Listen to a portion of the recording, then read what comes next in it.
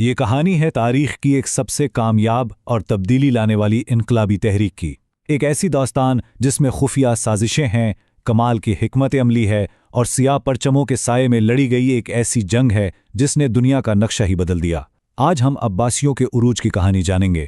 سب سے پہلے تو یہ سوال ذہن میں آتا ہے کہ بھئی ایک صدی پرانی اتنی مضبوط سلطنت آخر ختم کیسے ہو سکتی ہے؟ بنو امیہ کی خلافت جو مشرق میں سندھ سے لے کر مغرب میں اسپین تک پھیلی ہوئی تھی، وہ صرف 3 سال کے اندر کیسے ختم ہو گئی؟ اسی سوال کا جواب دراصل عباسی انقلاب کی پوری کہانی ہے۔ اس سوال کا جواب حیرت انگیز طور پر خود اموی حکومت کے اندر ہی موجود تھا۔ بظاہر تو یہ سلطنت بہت ہی زیادہ طاقتور نظر آتی تھی، لیکن اس کی بنیادوں میں ایسی گہری دراڑیں پڑ چکی تھیں جو بس ایک بڑے طوفان کا انتظار کر رہی تھیں۔ تو آخر مسئلہ تھا کیا؟ لوگ پریشان کیوں تھے؟ پہلی بات تو یہ کہ اموی حکمرانوں پر اکثر یہ الزام لگتا تھا کہ ان کا طرز حکومت اسلامی اصولوں سے زیادہ ایک دنیاوی بادشاہ جیسا ہے، لیکن اس سے بھی بڑا مسئلہ تھا غیر عرب مسلمانوں یعنی موالی کے ساتھ ہونے والا سلوک۔ انہیں دوسرے درجے کا شہری سمجھا جاتا تھا اور ان سے وہ ٹیکس بھی لیے جاتے جو صرف غیر مسلموں پر لگنے چاہیے تھے۔ اوپر سے دور دراز صوبوں میں گورنروں کی سختیاں عوام کے غصے کو اور بھی زیادہ بھڑکا رہی تھیں۔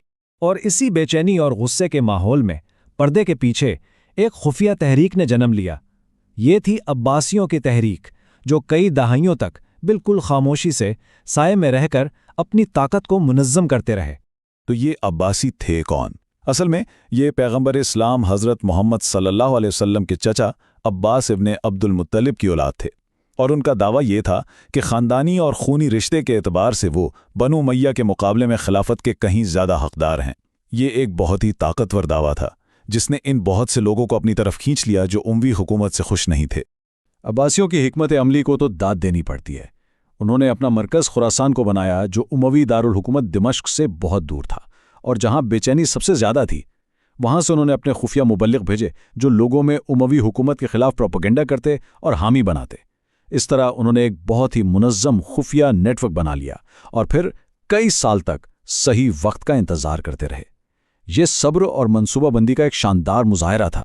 اور پھر کئی دہائیوں کے صبر اور خفیہ منصوبہ بندی کے بعد آخرکار وہ لمحہ آ ہی گیا۔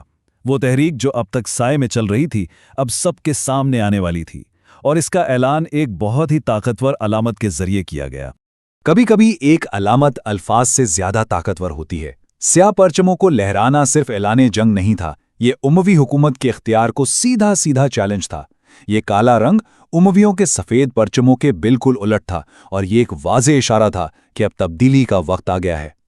اس ایک منظر نے پورے خراسان میں حامیوں کو ایک مقصد کے لیے اکٹھا کر دیا۔ سیاہ پرچموں کی بلند ہوتے ہی انقلاب کا فوجی مرحلہ شروع ہو گیا، اور اس نے تو سب کو حیران کر دیا۔ ایک وقت کی طاقتور اموی حکومت تاش کے پتوں کی طرح بکھرنے لگی، اور یہ سب کچھ ہوا حیران کن تیزی سے۔ 747 عیسوی میں خراسان سے بغاوت شروع ہوئی۔ صرف 2 سال بعد 779 میں عباسی فوجیں عراق کے اہم شہر کوفہ پر قبضہ کر چکی تھیں۔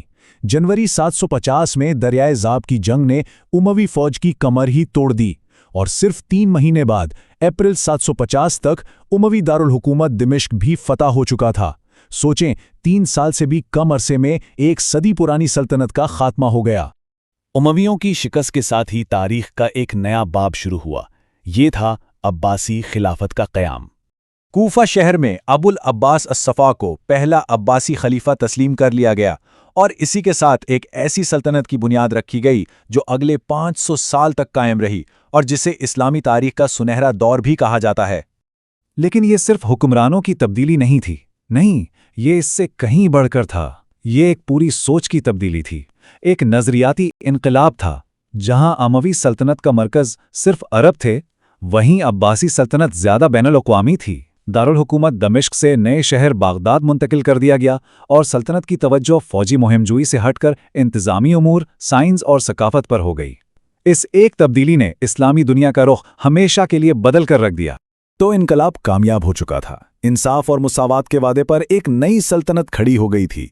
لیکن یہاں ایک بہت بڑا سوال پیدا ہوتا ہے، کیا انقلاب کے نظریات اقتدار حاصل کرنے کے بعد زندہ رہ پاتے ہیں؟